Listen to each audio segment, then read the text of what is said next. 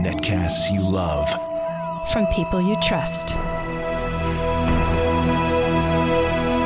This is Twit. We're going to wrap things up with not exactly a full review, an update on a camera that Russell and I reviewed. Russell Tammany, our IT guy, and I reviewed a while ago. This is a really interesting story. You know, for years, the pros have been shooting with Nikon, Canon. Maybe if they had a lot of money, they'd be shooting with a Leica camera. The problem with those big DSLR cameras, they're literally big and heavy. And many of us, including some pros like my friend Trey Ratcliffe, have been very interested in the mirrorless camera systems.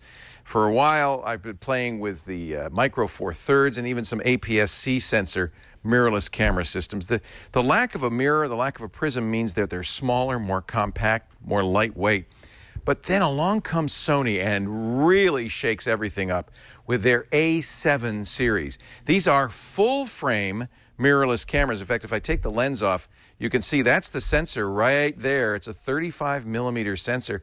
And because it's mirrorless, you're going to not have that big prism that has to be moved out of the way. That saves on size, on bulk, and on weight.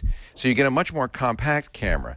The negative on the mirrorless systems is through the viewfinder view is not an actual optical view, but is a view through a camera that is tapped into the lens. I'm used to it now, and this is the first thing that you kind of have to get used to. So Sony came out with the A7, the A7R. We did a review of the A7R. We liked it a lot, but it was a quirky camera.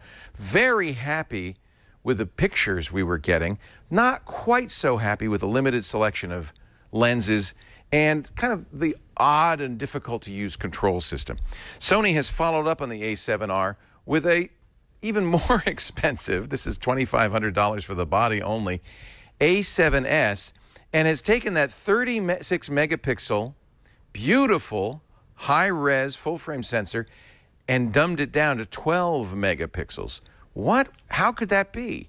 Well, by making fewer pixels on the same size sensor, those pixels are larger, and this camera has amazing low-light performance. It's also more than enough pixels to shoot 4K video at 60 frames a second. This camera will do that. With an external recorder, if you're recording internally, it'll do very nice HD video. I've taken some sample photos. You know, these are quick and dirty photos, and posted them on Flickr, flickr.com/LeoVille. Just do a slideshow, if you will, Chad, of all of the images. These are JPEGs from the original RAW photos. I processed them with Lightroom. And I just have to say, there's a little grain here. This is in a dark restaurant in low light, no flash, no additional light. And just the image quality is superb. I'm just very, very happy. I think you will be too. Again, if you want to see my images, flickr.com/LeoVille. I'll be putting more up there as time goes by. And they fixed some of the quirky controls. Still lots of dials. I mean, this is one of the things you're seeing with these mirrorless cameras is kind of almost a retro feel to the body. This feels like, you know, a small, very high quality camera. My friend Trey took this to Burning Man this year. Using a Metabones adapter, he was able to use his Leica lenses. Now, I have to tell you, Trey is a landscape photographer. So the slow focus of using in fact, it's really manual focus using these third-party lenses with adapters doesn't bother him. The land's not moving around a lot. This would be a less desirable choice for somebody who's shooting people or anything that's moving around. I got to say, having used this now, this is the camera for me. I'm abandoning my 5D. I'm abandoning all my other cameras, my Micro Four Thirds, even the A7R. I'm going to have to give that to Lisa because this camera, they've smoothed out the rough edges. The image quality, even at 12 megapixels, is superb, and I love the low light capability. A couple of things that they've added, Russell and I complained about the very loud chunking sound every time you take a picture with the A7R. It feels like the camera is actually shaking, and some people have even complained that you have to shoot at 1/80th of a second because of camera shake. This camera has a silent mode, and I'm shooting right now, and you wouldn't even know. Let me point it this way so you can see. It's absolutely silent, and you see how fast it is as well. The silence of this camera, this is the 35 millimeter lens, makes this an incredible street shooter.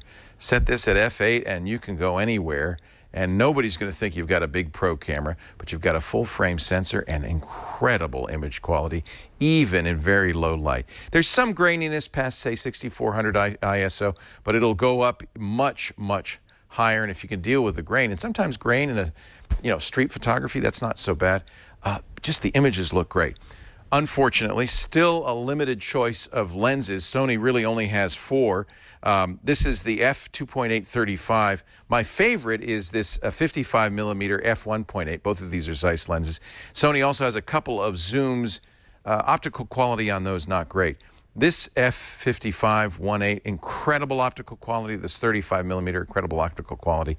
For a camera aficionado or a street shooter, someone who wants to get great images without carrying around a big, heavy camera, this is incredible. Let me give you the pros and cons. The full-frame sensor is among the best. In fact, Sony makes sensors for the Nikon D800E, a lot of cameras, and many camera phones. They know how to make sensors. It's a really beautiful sensor. 12 megapixels. Sure, if you're making giant blow-ups, that may be not enough. But for almost everything I do, and probably for what you do, 12 megapixels is more than enough, and it makes up for it with incredible low-light performance. You can shoot almost anywhere with this camera. The video's really good, too, and if you're willing to use an external recorder, 422 video at 4K, this is incredible. In fact, I know Chevrolet used this camera with some professional lenses and professional equipment to shoot a Chevy commercial. So this is a great camera for video. And finally, I love the silent shooting mode. With this 35mm lens, this compact camera is a great street shooter, by which I mean walking down the street, getting surreptitious pictures of people without their knowledge. Just candid shots. It does have an articulating LCD, which can go both up and down. That also helps because you can shoot like this, like you have a rollie, and get great images from the camera very surreptitiously. The cons on this, of course, the price, $2,500 is a lot of money to pay.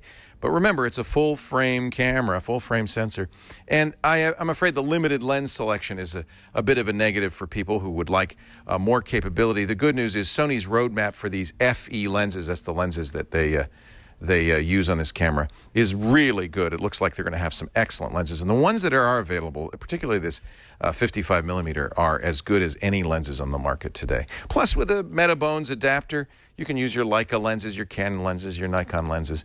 Slow manual focus, but still a great image quality. So a definite buy if you're a camera junkie and you know you need it. This is the camera for you. I'm just very happy. This is the Sony, the brand new one, the A7S, $2,500. I didn't mention, but like the A7R, and you should go back to the A7R review for all the additional features. This has Wi-Fi built in, the ability to upload directly to Facebook and other sites, things like that. You can download apps from Sony. So there's a lot more to this camera that I'm not mentioning, but all of those details are in the A7R review that Russell Tammany and I did a few months ago.